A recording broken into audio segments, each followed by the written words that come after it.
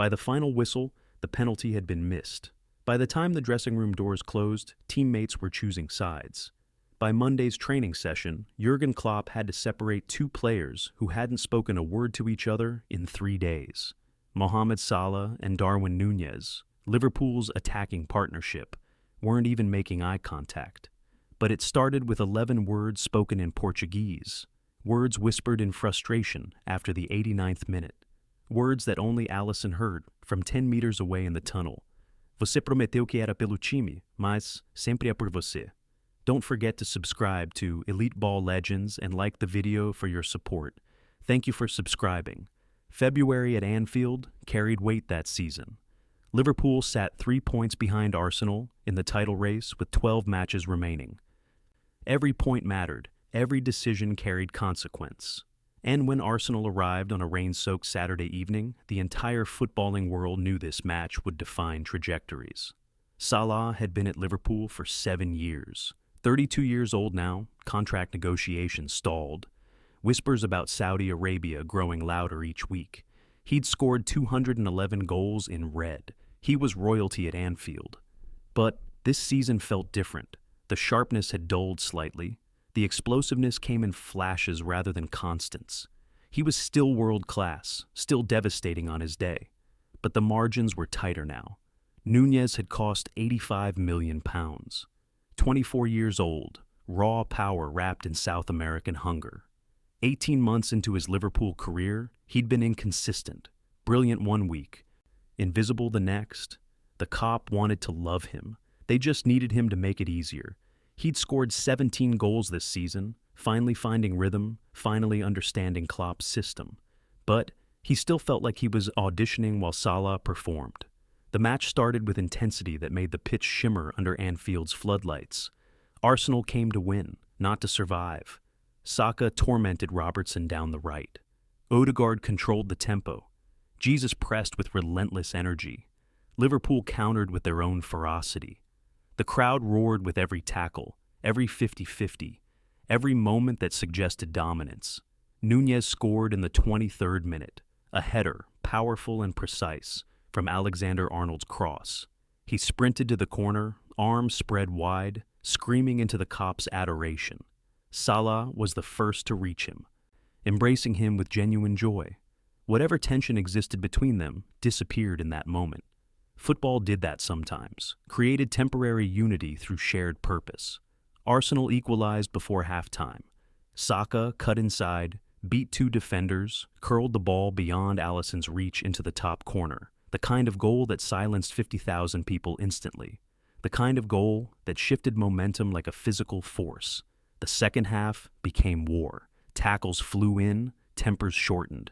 The referee's whistle became constant background noise. Liverpool pushed forward with desperation. Arsenal defended with organization and counterattacked with speed. The rain intensified, making the ball skid across the surface, making control harder, making everything feel more chaotic. Núñez scored again in the 67th minute. A poacher's goal, reacting fastest to a deflection inside the 6-yard box. Pure instinct, pure hunger. He wheeled away toward the cop again, sliding on his knees through the rain, water spraying around him. 2 goals. His best performance in a Liverpool shirt. He felt unstoppable. Arsenal equalized again in the 75th minute. Martinelli breaking through Robertson's tired legs, finishing with composure that felt cruel. 2-2. 12 minutes plus stoppage time remaining. The title race balanced on this match. Both teams knew it. The tension became suffocating. Salah had been quiet. 4 shots, none on target. His touches felt heavy. His decisions slow. The ball bounced off him twice when it should have stuck.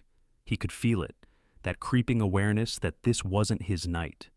But he'd had countless nights like this before. He'd scored late winners on nights like this. Champions found ways.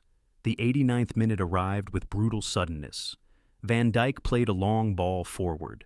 Núñez chased it into the Arsenal box, Gabriel matching him, stride for stride. The ball bounced awkwardly. Núñez got his body in front. Gabriel's hand came across his chest, pulling him back slightly. Núñez went down. The crowd erupted.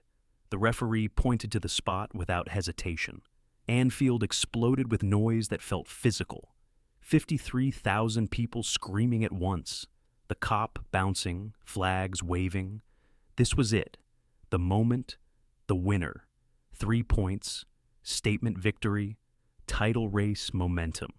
Salah picked up the ball immediately. He was the designated penalty taker. He'd scored 32 penalties for Liverpool. This was his responsibility, his privilege, his right. But Núñez didn't walk away. He stood there, rain dripping down his face, chest heaving from 89 minutes of relentless running. 2 goals, man of the match, flying, confident, hungry. He looked at Salah, then at the ball, then back at Salah. "I take this one," Núñez said in English, accent thick but words clear. Salah shook his head. "I'm taking it. I scored 2 goals. I'm feeling it. Let me finish this. I'm the penalty taker. It's decided." Around them, teammates froze. Van Dijk jogged over, sensing danger. Henderson moved closer. The referee looked at his watch, growing impatient. Arsenal players watched with barely concealed hope. Internal conflict was a gift. "Mo, let him take it," Van Dijk said quietly. "He's had a brilliant game. He's earned this." Salah's jaw tightened. Something flashed across his face. Pride, fear, anger, all mixed together. "I'm taking the penalty." Núñez stepped closer, voice dropping. "You always say it's about the team. Team first, you said. Remember, in preseason. You told me, put the team before yourself. That's the Liverpool way. And I am putting the team first. I'm our best penalty taker. That's why I'm taking it. I'm on fire today. You know I am. Just let me." "No." The word came out harder than Salah intended. Final, absolute, non-negotiable. Núñez stared at him for 3 seconds that felt longer, then walked away, shaking his head. Van Dijk squeezed Salah's shoulder, but said nothing. The damage was done. Salah placed the ball on the spot. The rain had turned the penalty area into a slick surface. He stepped back, measuring his run-up. The crowd noise became a wall of sound. Ramsdale stood on his goal line, bouncing on his toes, trying to look bigger than he was. Salah ran forward. His plant foot slipped slightly on the wet grass, barely noticeable, but enough. The contact felt wrong immediately. The ball sailed high, too high, clearing the crossbar by 2 feet. The sound from the crowd changed instantly, from anticipation to anguish, a collective groan that echoed through the stadium. Salah stood frozen, hands on his head, staring at where the ball had gone. The rain fell harder. Ramsdale pumped his fist. Arsenal players celebrated like they'd scored. Núñez turned away, walking toward the center circle, his face a mask. The final whistle came 3 minutes later. 2-2. 2 points dropped. Arsenal's lead extended. Liverpool's title hopes damaged. The dressing room afterward felt like a funeral. Players sat in silence, processing what had just happened. Klopp tried to rally them with words about character and resilience, but even he seemed deflated. Salah sat in his spot, still in his kit, staring at the floor. Núñez showered quickly and left, without speaking to anyone. In the tunnel, as players filtered toward the team bus, Alisson walked past Núñez, who stood alone near the medical room. The goalkeeper almost missed it. The words were that quiet, spoken to no one and everyone at once. "Você prometeu que era pelo time, mas sempre é por você." You promised it was for the team, but it's always about you. Alisson stopped, looked back, but Núñez was already walking away. The Brazilian goalkeeper said nothing. Some things weren't his business, but he knew what he'd heard, and he knew it mattered. Training on Monday felt wrong. The usual banter was absent. Players went through drills with mechanical precision, no joy, no connection. Salah and Núñez stayed on opposite sides of the pitch. During a possession exercise, when they were paired together, the passes between them were functional, cold, absent of the understanding that made partnerships work. Klopp noticed immediately. After training, he called them both into his office. They sat on opposite ends of the couch, not looking at each other. "We have a problem," Klopp said, sitting on the edge of his desk, "and I need it fixed, now, today, this moment." Neither player spoke. "Darwin, you scored 2 goals. Incredible performance, one of your best. You wanted the penalty. I understand that. Mohammed, you're our designated taker. You wanted to take responsibility. I understand that too. But what happened after this silence, this distance, this I don't understand, this I won't accept? He thinks he's bigger than the team, Núñez said suddenly, words spilling out. He says the right things, but when the moment comes, it's about him, his legacy, his numbers, not us. That's not fair, Salah shot back, looking at Núñez for the first time. I've given everything to this club for 7 years. Everything. You've been here 18 months, and you think you understand what it means to carry this shirt? I understand that I scored 2 goals and you took away my moment. You missed. We dropped points because of your ego. My ego? You're 24 years old, and you think you've earned the right to demand penalties in title race matches? I earned it that day, on that pitch, with my goals. The words hung in the air, sharp and cutting. Klopp let the silence stretch before speaking again, his voice quieter now. You're both right, and you're both wrong. That's what makes this hard. Darwin, you did earn it. Your performance was exceptional. Mohammed, you are our taker. Your record speaks for itself. But here's the truth neither of you want to hear. That decision, that moment, revealed something about both of you. And until you both acknowledge what it revealed, this team suffers. Over the next 2 weeks, the tension became visible. In matches, Núñez's runs weren't met with Salah's passes. Salah's movements weren't supported by Núñez's positioning. They functioned separately, not together. Liverpool drew 2 matches they should have won. The title race slipped further away. The media began speculating about dressing room problems. Social media erupted. Salah's supporters blamed Núñez for disrespecting a legend. Núñez's defenders criticized Salah's selfishness. Every tactical analysis became a referendum on ego versus meritocracy. The divide infected the fan base. Other players tried to help. Van Dijk spoke to both of them separately. Henderson organized a team dinner. Alisson tried to mediate. But the wound was deeper than tactics or squad harmony. It touched something more fundamental: identity, legacy, respect, the difference between being a legend and becoming one. The breakthrough came unexpectedly, not through grand gestures, but through exhaustion.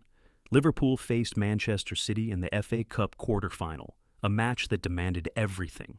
Salah scored in the 12th minute, a vintage finish, cutting inside and curling past Ederson.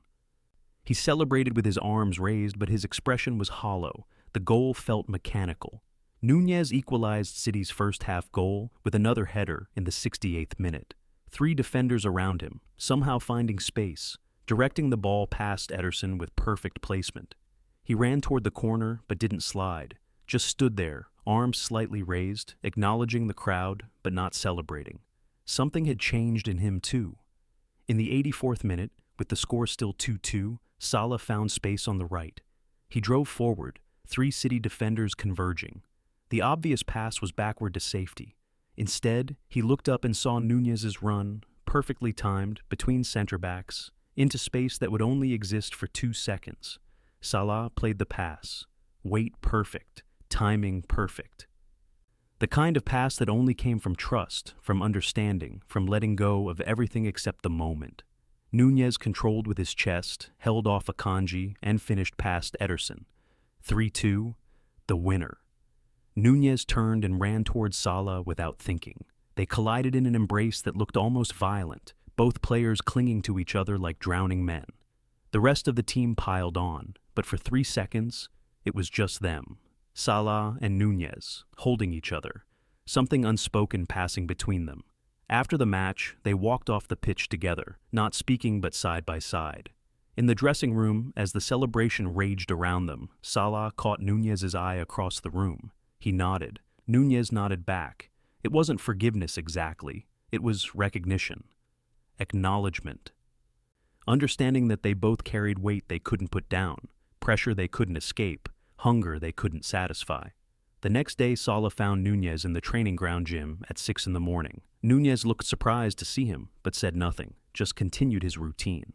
That pass yesterday, Salah said, standing near the weights. That's who I want to be. Not the guy who holds the ball, the guy who makes the pass. Núñez stopped mid-rep, set down the dumbbells, looked at Salah. That run I made, I only made it because I knew you'd see it. Even when I was angry with you, I knew you'd see it. That's what makes you who you are. They stood there in the empty gym, early morning light filtering through the windows, the sound of rain on the roof, the only noise. "I'm scared," Salah admitted, the words coming out quietly. "I'm 32. My contract's ending. People are already writing articles about my decline. Every match feels like evidence building against me. That penalty, I needed it. To prove I'm still him, still that guy. But I wasn't. And I took that moment from you. I'm sorry." Núñez nodded slowly. "I'm scared too. Different scared. I cost 85 million. Every match, I feel people measuring me against that number, wondering if I'm worth it. When I score 2 goals and then don't get the penalty, it feels like I still haven't done enough. Like I'm still proving something. I said you were selfish, but maybe I was being selfish too. Maybe we both were.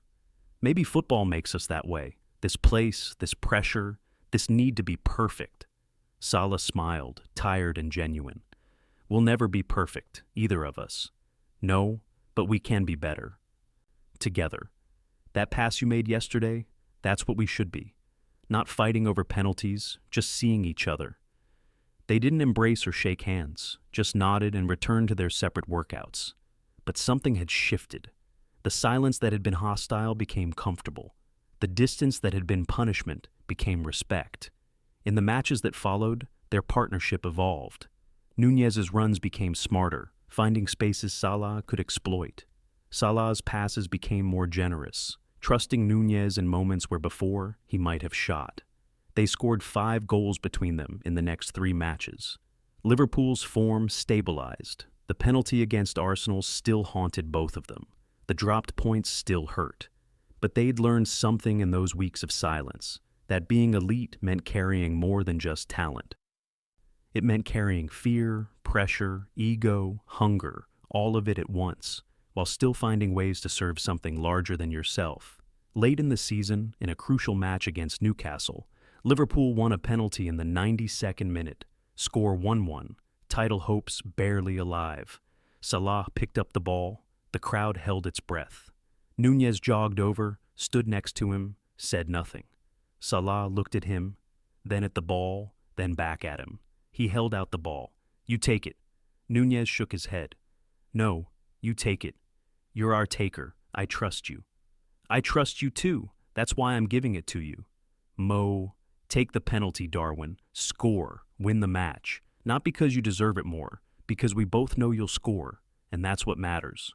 Núñez took the ball, placed it on the spot, stepped back. The weight of that moment, the trust Salah had just shown, the faith he'd just received, felt heavier than anything he'd ever carried. He ran forward and struck the ball with perfect conviction. Bottom corner. Unstoppable. The goalkeeper dove the right way but never got close. Núñez turned and sprinted to Salah, who was already running toward him. They embraced in front of the cop, both of them laughing, both of them free from something they'd been carrying since that rainy February night. The team piled on again, but the moment belonged to them. Liverpool didn't win the title that season. They finished second, 3 points behind Arsenal. The drop points from that February draw haunted them until the final day. But Salah and Núñez finished the season with 43 goals combined. They understood each other now, not perfectly. But honestly, in the tunnel after the final match, before summer break scattered them to different continents, they stood together one last time. "Next season," Núñez said, "we win everything." "Next season," Salah agreed, "together." It wasn't poetry, it wasn't redemption. It was just 2 players who'd fought, broken something fragile, and then rebuilt it into something stronger. In the end, that's what elite football demanded. Not perfection, but the courage to fail, to fracture, and to find your way back to brotherhood when everything suggested walking away would be easier. The rain still fell on Anfield sometimes. The penalty spot still haunted both of them, but they'd learned to carry it together, and that made all the difference.